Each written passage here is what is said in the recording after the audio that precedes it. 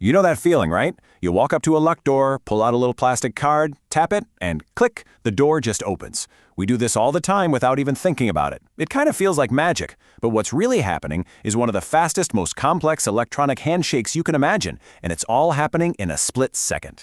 So have you ever actually stopped to wonder what's going on in that tiny moment? I mean, how does a simple piece of plastic with no battery, by the way, tell a huge heavy door to open for you, but stay locked for somebody else? Well, let's pull back the curtain on this everyday bit of tech magic. So yeah, the secret isn't actually magic. It's an incredibly fast, totally invisible conversation. And, like any good conversation, it takes a few key players to make it happen. So let's meet the team that pulls off this digital handshake. All right, to really get how this works, you've got to meet the team first. There are 4 essential components, and they all have to work together in perfect harmony to decide if that door is going to open for you. The whole operation, the official name for it, is access control. And honestly, the name pretty much says it all, right? It's a system built for one single purpose, to control who gets in and who has to stay out. Okay, first up, the part you're most familiar with, the access card itself. This is your key. But here's the wild part. The card has no power source at all, no battery. It's basically just a tiny chip connected to a big antenna, just sitting there, waiting to be woken up. And on that chip, your unique secret code, your digital identity. Next, you've got the card reader. That's the little box on the wall you tap your card on.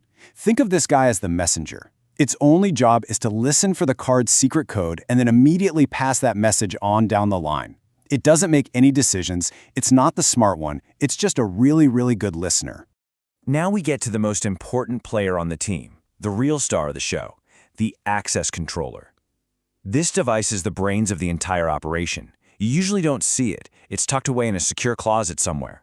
But this is where the message from the reader ends up, and this is what actually decides if you get in.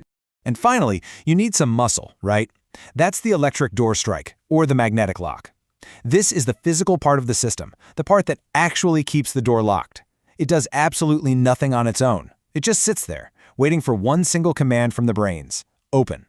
Okay, so now that we've met the whole crew, let's see how they all work together. It all kicks off with that first interaction, that handshake between your card and the reader. It happens in a flash, but it's really a 2-step process. First, that reader on the wall is constantly putting out a low-power radio frequency field. When you bring your card close, the antenna inside your card literally harvests that energy from the air, and boom, it powers up the tiny chip. The second that chip wakes up, it does its one and only job. It broadcasts its unique ID code. And what is that code exactly? Well, it's just a long, unique string of zeros and ones, a binary number. That's all the card says, and it's all the reader hears.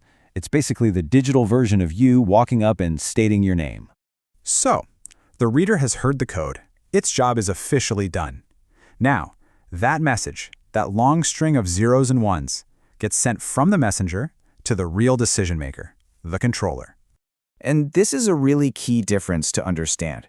The reader is just a messenger. It has no clue what that binary code means. It just passes it on. The controller, on the other hand, is the decision maker. It has the intelligence to actually understand what that code means and then do something about it. So what does the controller do with that string of numbers? Well, first, it receives the raw data from the reader. Second, it uses a specific format, think of it like a secret decoder ring, to translate that binary string. And just like that, that digital gibberish becomes a meaningful, readable code number that the system can actually identify. Okay, so the controller now knows who is at the door. But that's only half the battle. Now comes the most critical part of this whole thing. This is the moment of truth. The controller runs through this lightning-fast checklist that's programmed right into its memory. It asks itself, first, is this card number even valid in my system?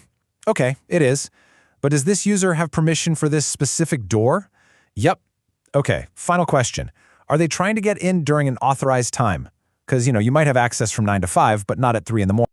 If the answer is yes, yes, and yes to all of those questions, then you get the 2 magic words you've been waiting for. Access is granted. The controller has made its decision.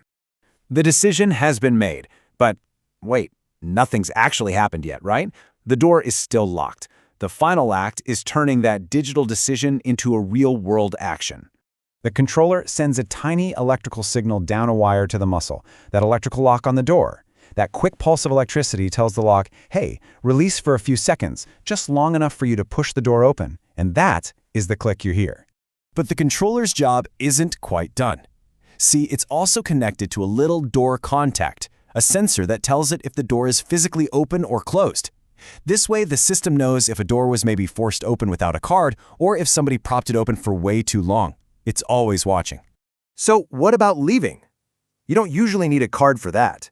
Well, there's a motion sensor or a push button inside. It's often called a request to exit, or REX for short.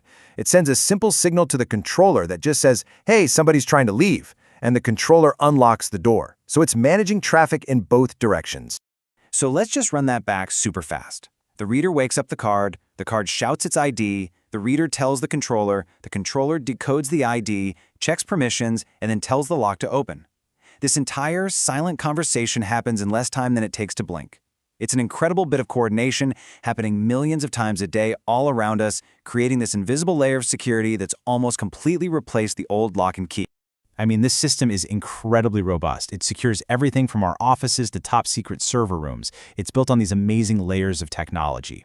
But when you really think about it, the controller only knows what it's been told to know. The card only has the permissions it's been given. So what's the single most critical point of failure in this whole chain?